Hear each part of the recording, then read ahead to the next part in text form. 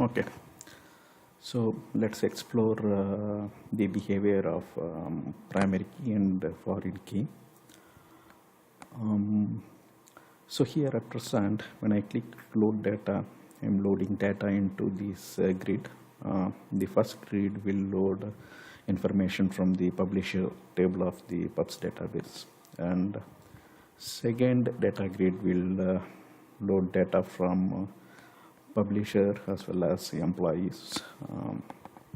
Based on a join, it will execute a query and loads the data into this data grid view. So in the publisher table, there is a pub ID, and in the employees table also there is a pub ID. Actually, employee refers publishers table. Here, when I'm loading the data into ADO.NET, I'm not installing any foreign key on this data table, underlying data table, but there is a primary key in publishers. So first, let me load the data, and if you see here, the data is loaded, and here I kept a primary key on this publisher data table. I kept a pub ID as a primary key. So here in the second data grid, we are loading a data table called employees, and employee doesn't have any key. Now let's look at the referential integrity.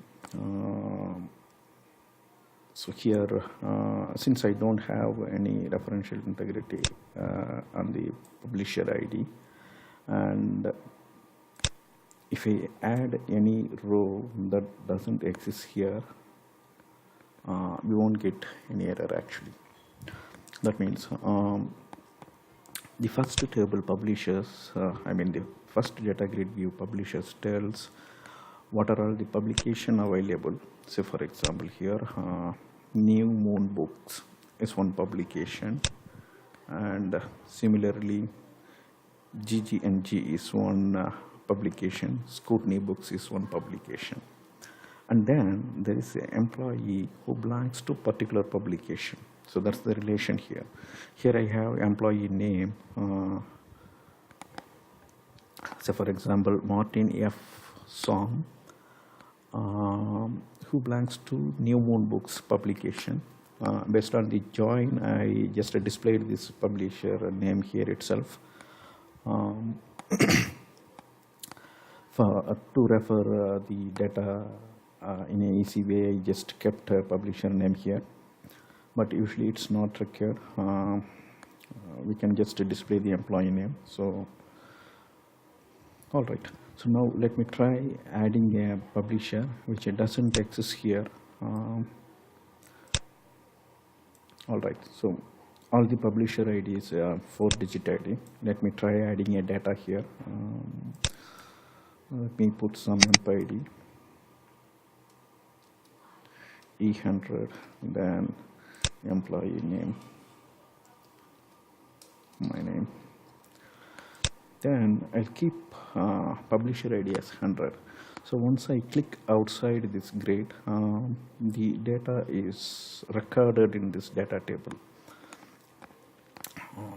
Since we doesn't load any key here, foreign key, this data row is allowed.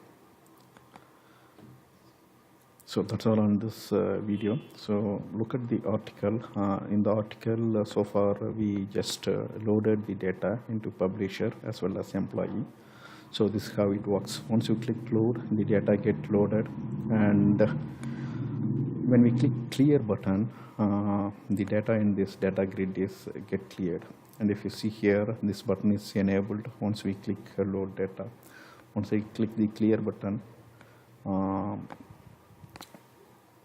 these two control will get displayed. That means enable key as well as cascade, both will get displayed, disabled, and load data get enabled. Now I can't click load data because it is disabled.